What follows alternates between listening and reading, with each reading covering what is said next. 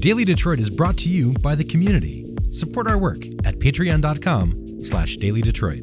Hello and welcome to your Daily Detroit for Friday, October 16th, 2020. I'm Jer Stays. Well, friends, we've made it to the end of the week. So to send us out, man about town, Devin O'Reilly joins me to talk about his experience at the new restaurant Olin, the upcoming Detroit Beer Exchange, and some other things happening around greater downtown Detroit. But first, I'll share a few things to know. The numbers around coronavirus in Michigan continue to go in the wrong direction. 2015 new cases were reported Friday afternoon, meaning that we're back where we kind of started on with this thing, just in different areas of the state. That's coupled with 14 deaths today. Our total confirmed case numbers are north of 143,000, and Michigan has suffered 6,987 fatalities. Locally, Macomb County's cases per 100,000 people over the last 7 days are starting to rise considerably, and they're now at 14.3, and that's in line with areas around the rest of the state. Much of the state is now orange or red when it comes to caseloads, according to the Brown School of Health's Global Epidemics Project. Michigan is now one of the top 10 states where the virus is spreading in the nation. If you look at our virus transmission rate, our positive test rate is also rising, as are hospitalizations. Another person has been charged in the foiled plot to kidnap Michigan Governor Gretchen Whitmer and attack the state capitol. Wisconsin resident Brian Higgins was charged Thursday by the Michigan Attorney General's office for his alleged involvement. The 51-year-old faces up to 20 years in prison if convicted. On Friday, General Motors announced more details around the future of the Detroit Hamtramck assembly plant. It'll be now called Factory Zero as the company's first electric-only facility. It'll produce the GMC Hummer EV pickup and the self-driving Cruise Origin shared vehicle, as well as others in the future. $2.2 billion will be invested to convert the plant that previously made Cadillacs, Buicks, and Impalas to all-electric production. And after more than a quarter century, a well-known building in Hamtramck will no longer be home to Planet Ant. The community-driven comedy and theater company is leaving what they call their black box space, but it is known to people who visit Hamtown as the Purple Building with the Big Ant on Kniff. Planet Ant started at this location with a coffee shop and poetry reading space in 1993. In a statement on social media, organizers pointed to what things would look like in a post-COVID-19 world. Key to note here is that they do not own the Black Box Theater location. All of their performance operations will be consolidated into space that they do own, the Ant Hall nearby at 2320 Kniff.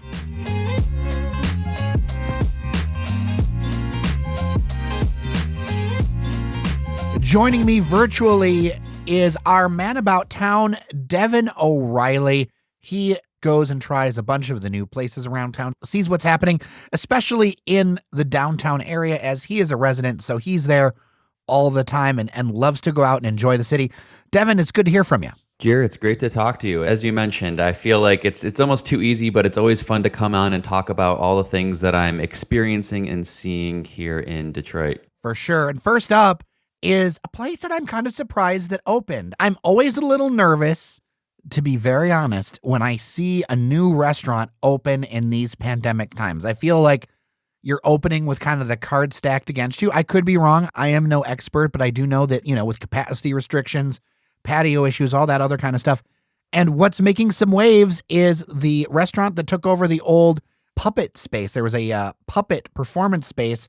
It's called Olin, and it's right there near the Shinola Hotel. You had a chance to check in on it. Real quick, what were some of your first impressions? I concur with you in that it's good to see that there's new restaurants opening up. I'm so happy to see that. Obviously, there was a lot of slowdown during the pandemic, and I don't really think any new ones open up. But with Oak and Reel, which I know you covered in a recent show, which is also a fantastic restaurant, Olin is probably the most notable of the new restaurants to open up. And I'm happy that you mentioned that it was in the former puppet theater space, because I think a lot of people who are familiar with that area will know exactly where you're talking about. But they have transformed the puppet theater into a neighborhood brasserie, as they say, on their menu. So Olin is a really cool space. They've done a really good job of bringing a kind of hip, trendy vibe to that space.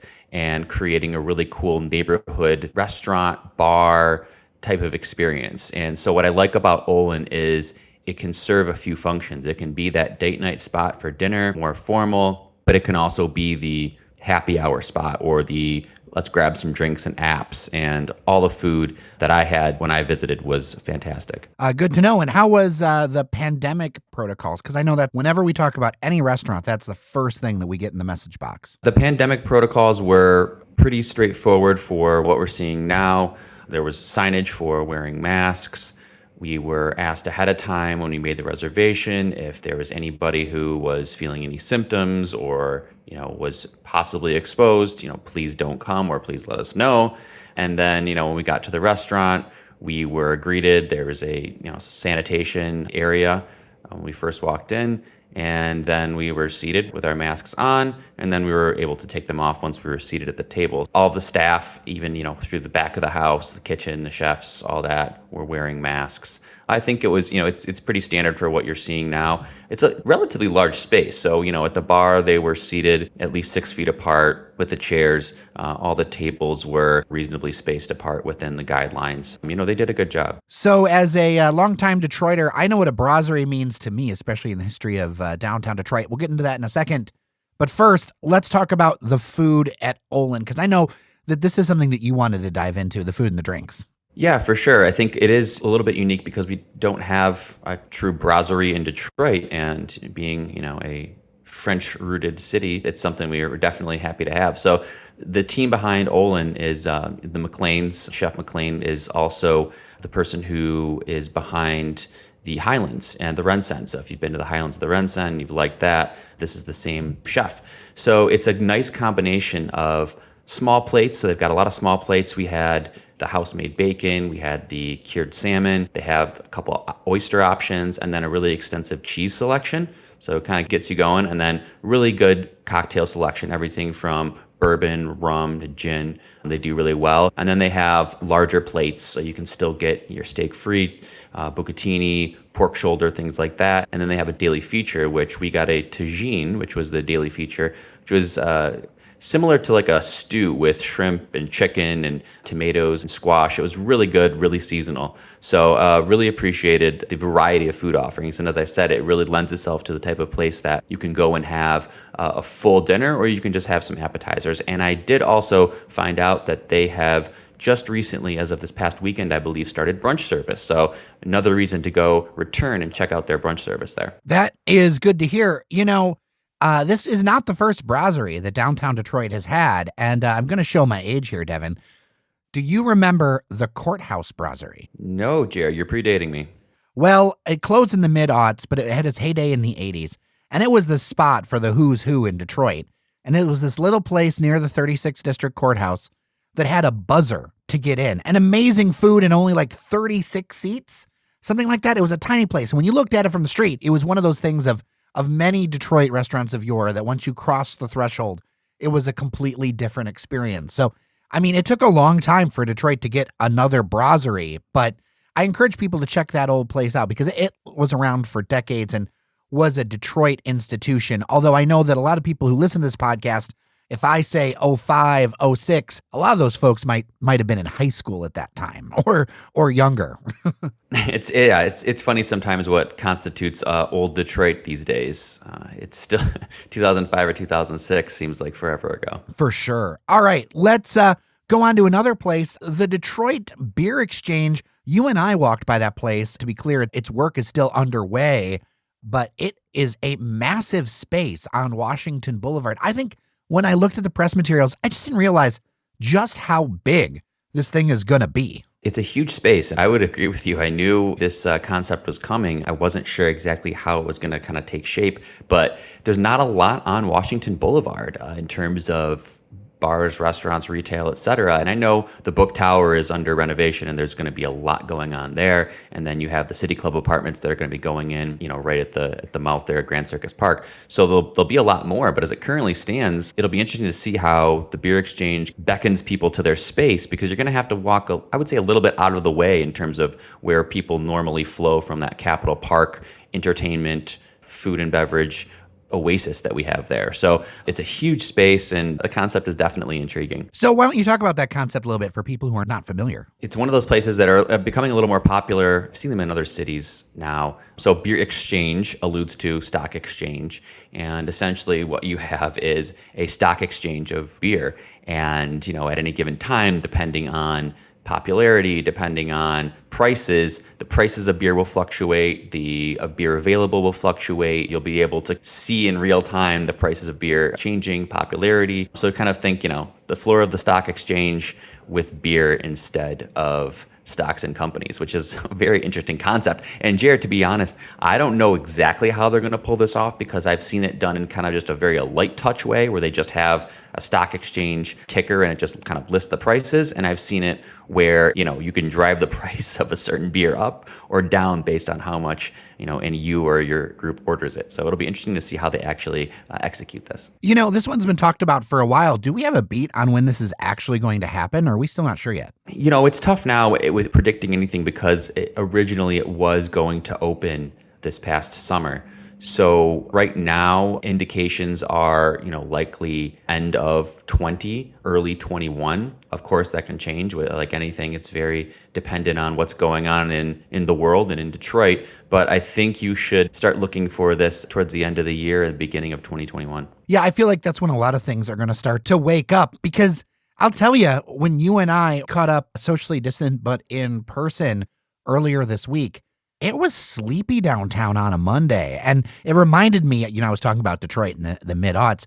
It reminded me, yes, there were more developments and people and things, but it was far quieter than it has been in a long time. And that was just noticeable to me as somebody who, frankly, since the beginning of the pandemic, I have not been downtown as much. As you mentioned, we connected on a Monday, which has become really sleepy, especially downtown. And I attribute that obviously to a lot of the Quicken, the Meridian, the Ally, the other folks that work downtown who just aren't there anymore. And so the weekdays become a lot sleepier. I'm here 7 days a week, and on Fridays and Saturdays, it's very popular. There's people all up and down the street. Really? There's pedal pubs. There's scooters zipping around. There's waits at restaurants. I'm glad for businesses, but also that kind of freaks me out a little bit, I'll be honest. I wouldn't say it's anything that's unsafe. The lines at the restaurants are because they're allowing less people in. So Gotcha. It's harder to actually get in. And the activity's there, and so that's good, whether you're comfortable with it or not. I think it's positive to see that people are still interested in patronizing the businesses and all that on the weekends. But as you mentioned, it was even surprising for me to see how quiet it was on a Monday. And Jerry, you and I were just trying to grab a cup of coffee,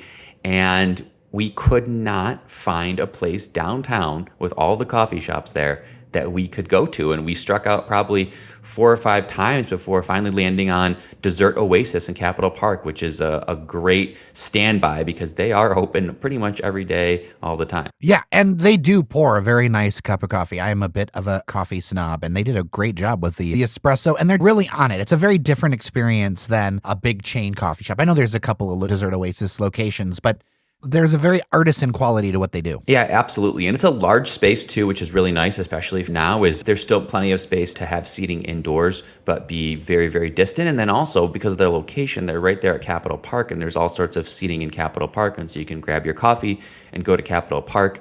And so that makes it an ideal scenario for coffee. Well, we were going to meet up in Midtown though. And I would note here, listeners keep asking how are things? What are things like in different areas of town? And Midtown is an area I travel a bit more than downtown lately. And you and I tried to get a coffee. Great Lakes was just packed. And so we were like, let's do something else. And then we realized there isn't much else to do because New Order had closed. There is a Starbucks, but that isn't a place with a sitting area outside. No. And even inside. In fact, the Starbucks will only let you in one at a time if you can't order off the app. They really prefer that you order off of the app. And then we thought about Bottom Line Coffee. They're still recovering from the damage from the sewer line a while ago, but they're in the works of reopening. So we struck out in Midtown and then down there in Capitol Park. And this is something that, frankly, I am remiss that I missed because I have known of this place for a long time. But Urban Beans Coffee Bar was removed from its space but there are some developments there. Not all is lost. Yeah, it looks like it. Great Lakes is doing fantastically, and I live very close to it, so I can tell you they're consistently crowded. When I say crowded, I don't mean unsafely crowded. I just mean there's always people in there, whether they're outside or inside or just ordering it to go. Great Lakes is still doing very well, but it is a little bit of a desert in terms of where there's other options for coffee. I will throw out one other shout out. Awake Cafe recently opened up on 2nd Street. I believe it's 2nd and Willis, a little bit out of the way. It's a small coffee shop that just opened up. They weren't, unfortunately, open on Mondays, but it's another one that if people are in the Midtown area, you might want to check Awake Cafe out. But to your point, Jer, we were surprised to find Urban Bean completely gutted, as it seemed, and the inside was quite barren, and I weren't sure what was going on there. But it sounds like there is going to be some new life. Apparently, they're doing a rehab, and they're going to be adding a lot more to their menu and doing some things.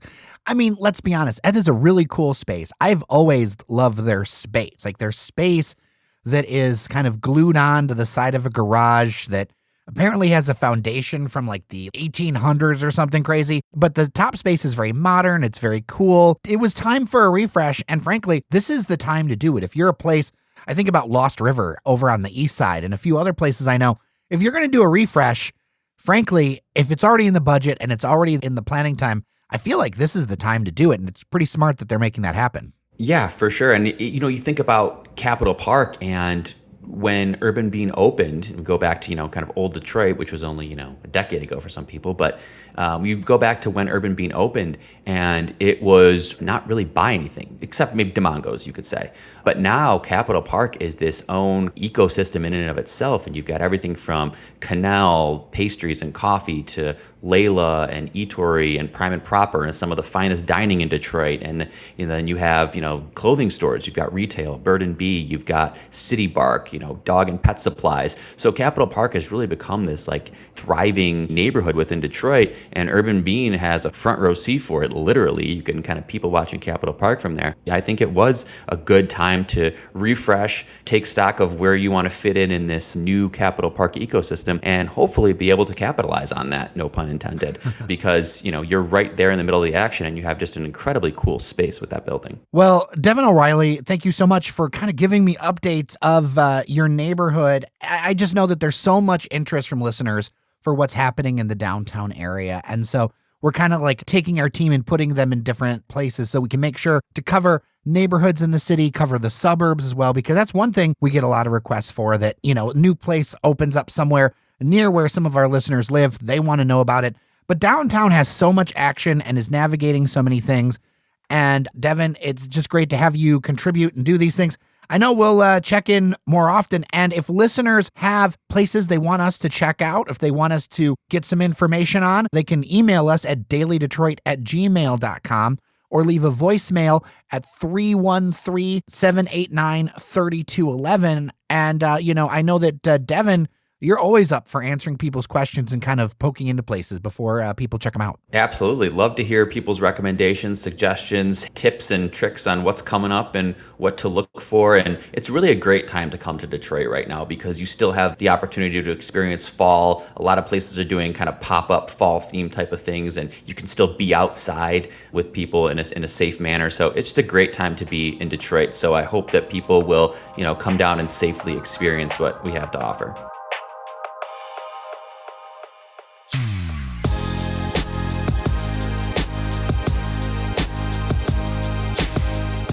All right, that'll do it for episode 614 of Your Daily Detroit.